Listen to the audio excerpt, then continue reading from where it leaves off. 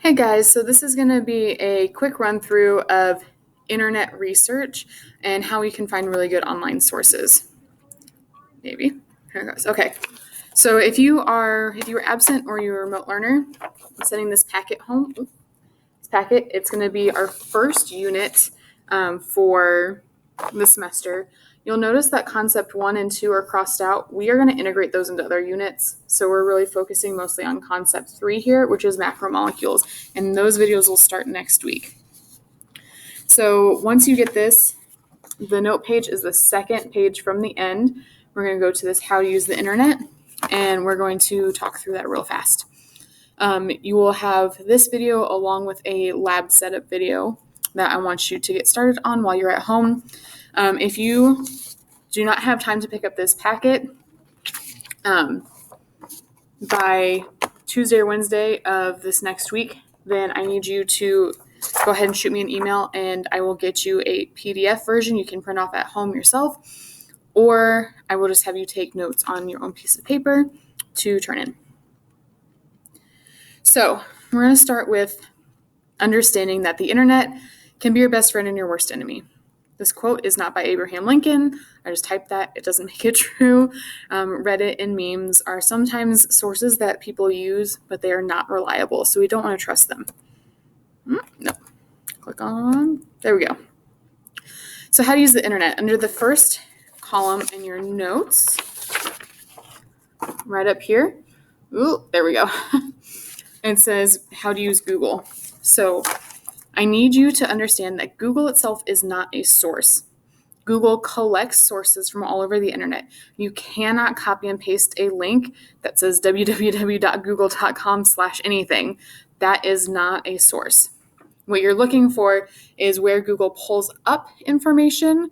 They have a link under that information, and that is where you want to use. And also, Google does not put correct answers first.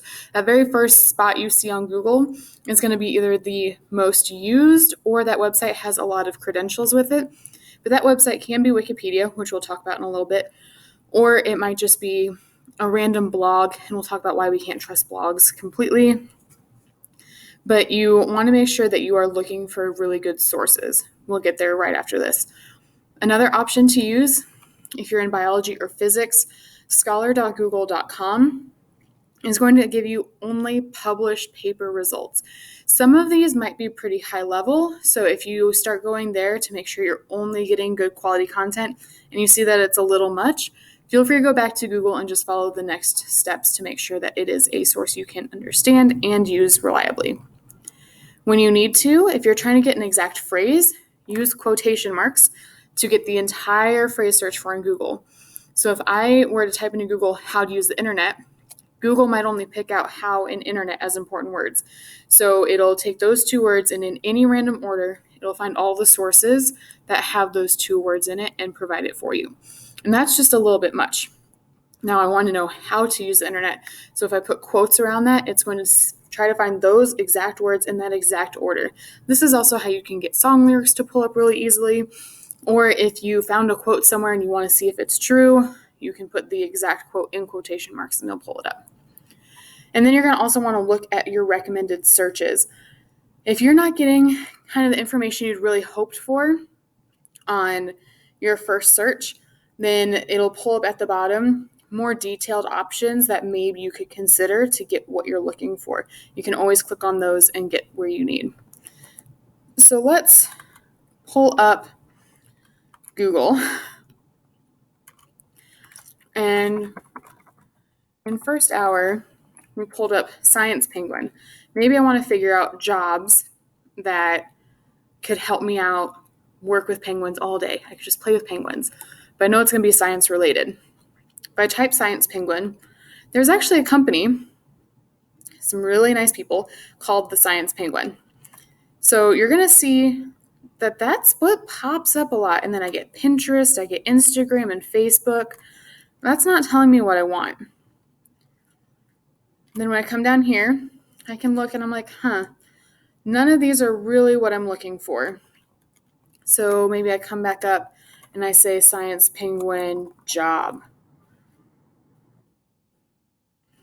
But see, all the websites it's pulling up again are the sciencepenguin.com. And that's a company. That's not exactly what I want to do. They just make science resources for the classroom. But what if I put quotation marks around Science Penguin job? No, that didn't do anything. Let's say work with penguins. You can get a lot more vague when you use quotations because it's going to use those words exactly. So look, the very first thing that pulls up is the penguinlady.com, but she's talking about different ways I can work with penguins. Now, remember, if I am using, you can't see where my hands are pointing, if I am using this article up here, I'm not going to copy and paste this google.com address as my source. In fact, you can click usually on that button and it's going to take you right there and you would copy and paste that. Now let's go back and look down a little bit further. So they're saying, how do people become a penguin keeper? Okay, penguin keeper is a way I could work with penguins. And then I get into actual job and career websites that I can look at to understand how I can work with penguins. I can volunteer with them, different jobs I could do. So that was a much better search option. And then I can even go down, how to become a penguinologist is recommended. I didn't even know a penguinologist is a thing. So maybe I'm interested in that. And look, it's now telling me exactly how I literally become a professor in penguins. That's pretty cool. So let's come back here. In just a second. Okay, so trustworthy sources. This is going to be your next part on your notes. .com and .net websites. So like, let's use the sciencepenguin.com. It's not a trusted source because it can be purchased by anyone. Anybody can run that website. But there are some .coms and .nets that are trustworthy. So you just have to look for the authors and make sure the author knows what they're talking about, or if they cite more professional sources in their article. So like the New York Times.com is not necessarily trustworthy all around. They have opinion pieces, they have lots of different things, but they also have articles that are written by trustworthy and reputable authors, and those are the ones that you can use. .org and .gov are typically unbiased sources, and their entire job is just to give you information so you can make up your mind yourself. They do not have like people who are trying to sway you one way or another usually. Their job is to be factual and straightforward. So if you find a .org or a .gov, you can go to like cancer.org or the cdc.gov, and they're just presenting you with facts and information. These are usually your favorite websites that you're going to want to use as much as possible. And then .edu are schools or university owned, and they are typically publishing research that they have done, which again is more factual based, and it's not going to have an intent to sway your opinion one way or another, because in science, we just want the facts. So you can always trust .org, .gov, and .edu. .com and .net, you just have to do a little bit more digging to make sure it's worthwhile. Just kidding. Now, you don't need to write down these examples under other, but I do want you to know that there are other domains out there, and a domain is what you're searching. So www.something.co.au.as, these are actually just different country codes. So .com is a pretty universal one anyone can use, but .au is an Australia-based service usually.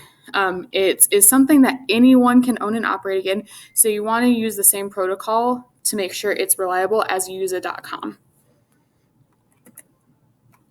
Other things you really want to check, especially when it comes to science, are the authors. Does it list an author and or their credentials?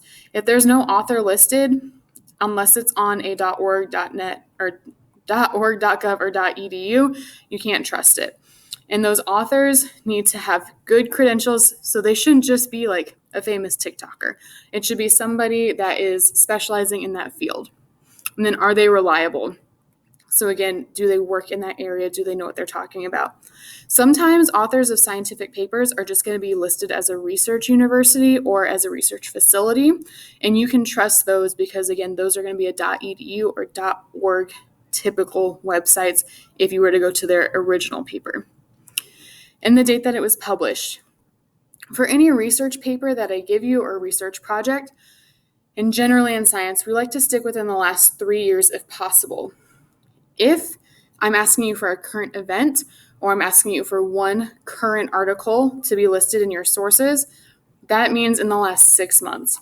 Science changes all the time. If you were looking up COVID information right now, things are changing on a day and weekly basis. So we have to be really careful that we're pulling the most up-to-date information. So outside of 6 months, we can't usually rely on it too much. And now, is the article a good fit for you?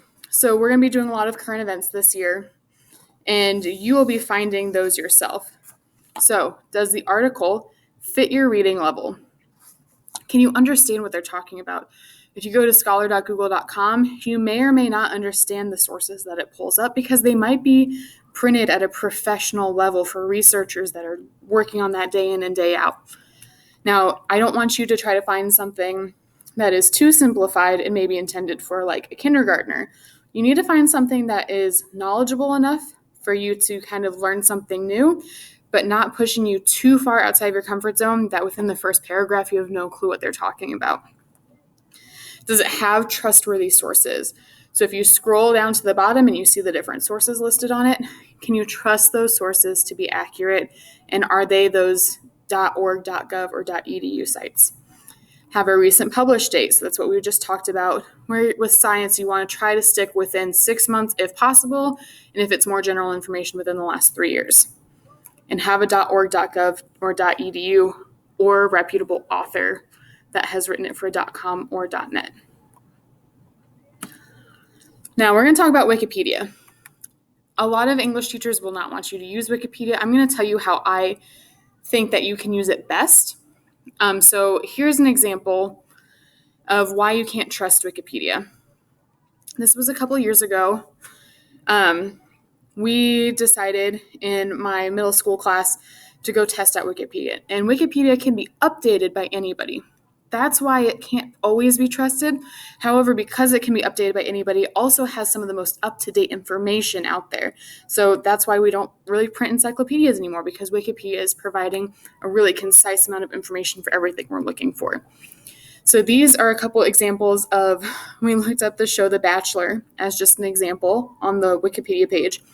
And one of my students was able to type "Hi Morgan," and that was in the main description of The Bachelor. And if you'll notice, Mrs. Holcomb is the best was the plot of The Bachelor. I had an entire TV series based around me, guys. It was really cool. Now, these do get corrected depending on how often someone edits those articles. However, you can't always trust it straight off the bat. So I want to show you how you can use Wikipedia in a proper way. So let's go to Wikipedia.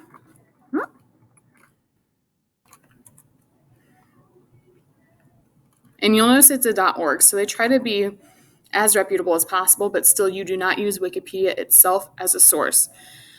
So let's do hurricanes, because there's some really cool things going on with hurricanes right now. Not if you live in Louisiana or Houston, but otherwise it's kind of interesting to watch. I did not type in tropical cyclone. I was redirected from hurricanes. Well, let's go back to hurricanes. Okay. Nope, it wants to take me to a tropical cyclone. Okay, that's fun. So it's redirecting me here. What's really great about Wikipedia and how you can use it is there's usually a great summary at the beginning. You can link to any other words that you don't know, or it'll pull up a quick definition from that page. And then you always have some quick topics off to the side, but also a mini table of contents. So let's say I wanted to know about the formation of hurricanes or tropical cyclones.